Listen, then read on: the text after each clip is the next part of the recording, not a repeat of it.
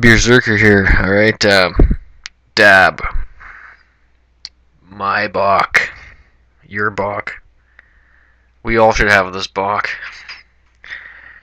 Oh, man. Hey, so. Wow, it's got all kinds of metals on the front of the can. And, like, I don't research anything. I just grab a beer and open it. You get what you get. 7% alcohol. 500 milliliter can. Um. Um.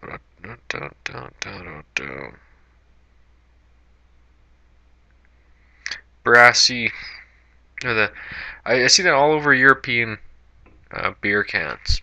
Brassier, Brassy. I don't know what the hell if they manufacture the can. If anyone knows, let me know. That's weird. Just a bunch of German stuff and a bunch of different languages. Established 1868. I'm really excited because I've had Holsten's Maibock, and I really like that beer. And I don't really like Holsten Premium at all. And I don't mind the Festbach, from Holsten as well. So I'm expecting that this should be fucking outrageously good. And the Maibock, I freaked out when I had the Maibock. That's like my fucking favorite lager. So I'm gonna try this, and I might just freak out, you know. So if that happens, just chill. Everything will be okay. I think. Okay. Not much CO2 in there.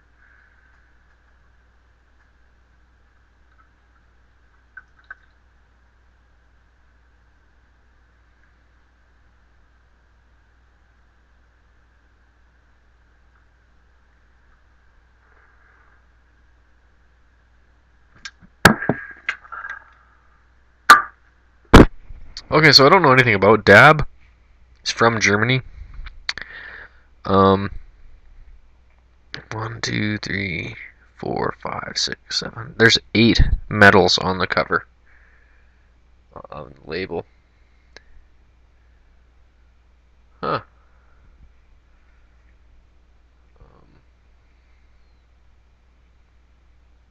So, that should mean something, right? Right?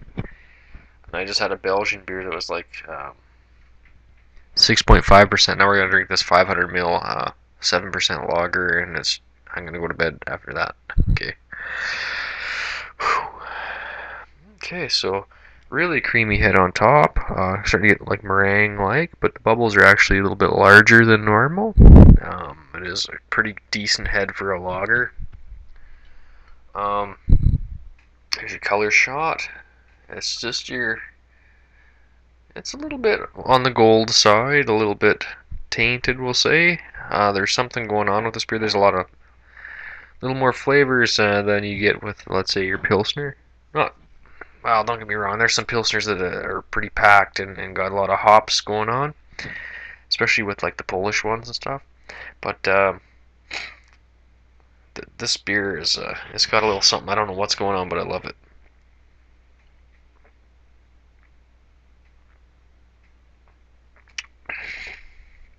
Yeah. Yeah. That's it. Yeah, I love this beer. This may be my favorite lager style, period. Um, I don't know how it can look so much like a Pilsner but taste yet so much different. Um, I really need to go on Beersmith and look up the recipes for the Maibocks. If there is any on there, probably there is one. And see exactly what the hell makes it a Maibock, you know? Whether it's something as simple as the hops, but I think there's something going on with the malts. It does like a little extra gold.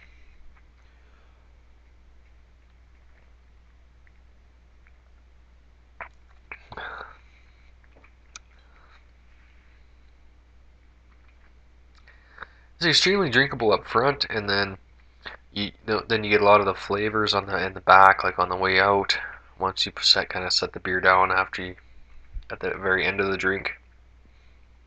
You're getting a lot of the complexities because it is a quite complex lager in the back, and then you're getting your hops and all that stuff.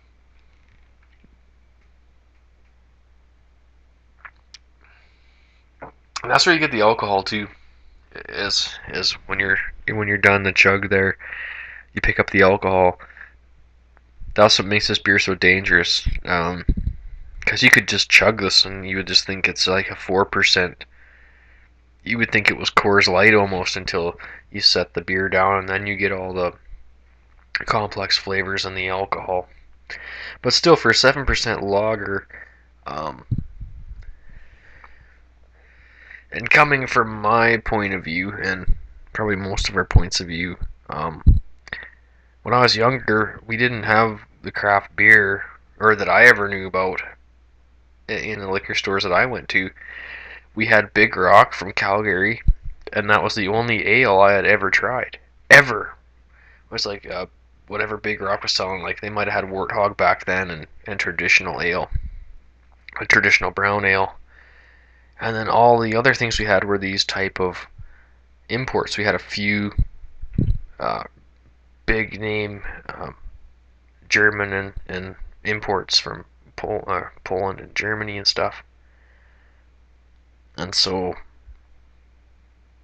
a 6 or 7% beer from my line of thinking to when I was younger would have been like, you would have been scary. Like, if we got a 6% beer back then, it was like Wildcat or something like that, and it was this horrible stuff that was like, a darker looking beer usually, like this, or maybe leave it a little darker, and it just tasted horrific. And for a 7% lager to taste like this is amazing to me, is what I'm getting at in a roundabout way.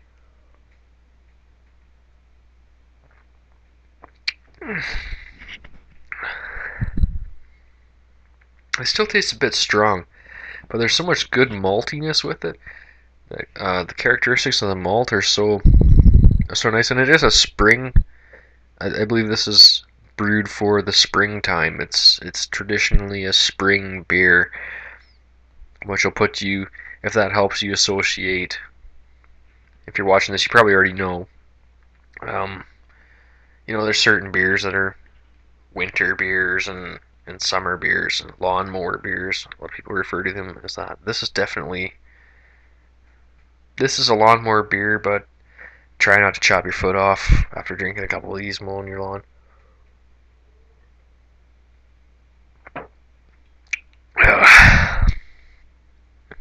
Yeah, I love this. I love this style. I highly recommend people start picking up Maibock. Um, and the Festbock as well. That's the winter. I believe, well, there's also Winterfest, and there's Oktoberfest, and there's Festbock and Maibock, and there's all your Pilsners, but, you know.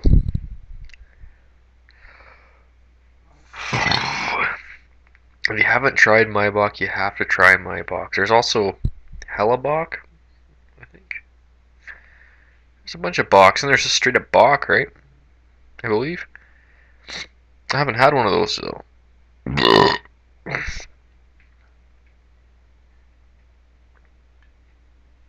Or have I? I don't know.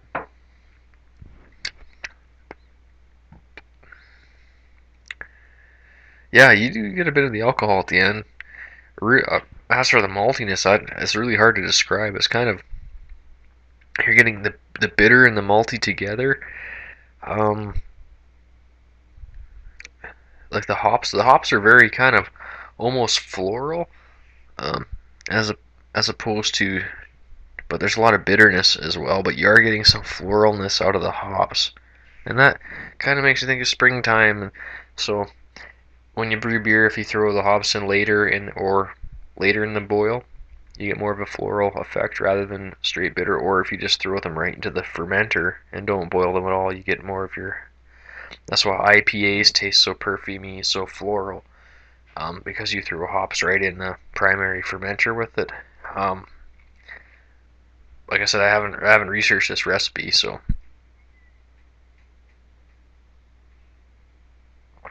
it's nothing like an IPA. It's not at all like that, but you're getting a little bit of floral out of the hops for damn sure. Very vibrant, very fresh hop like. Very springtime.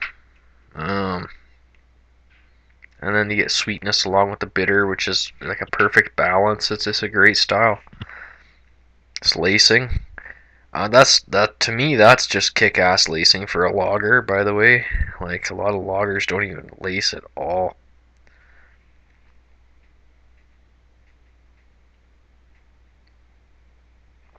Even if they have like a really nice head to begin with, like we take a few drinks, it swishes around, it disappears, and it just does not lace. And that's a common virus amongst a lot of macro lagers. So that's pretty kick-ass.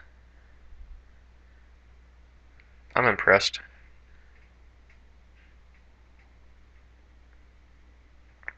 Ah, so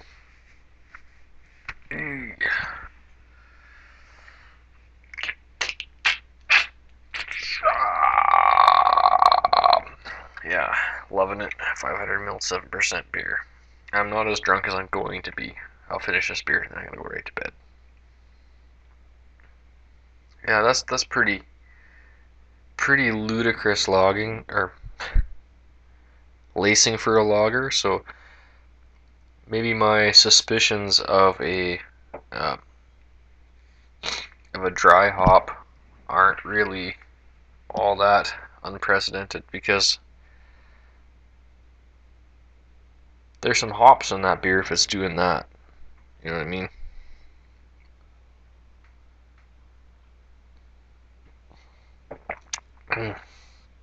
Yeah, that's a beautiful beer. And like the Holsten and this one, I don't know much about it, but it's probably kind of a mass-produced beer out of Germany. It's probably it's done quite well, I'm sure. But like and it's hard because like not many people do lagers at home because you kind of need a refrigerator.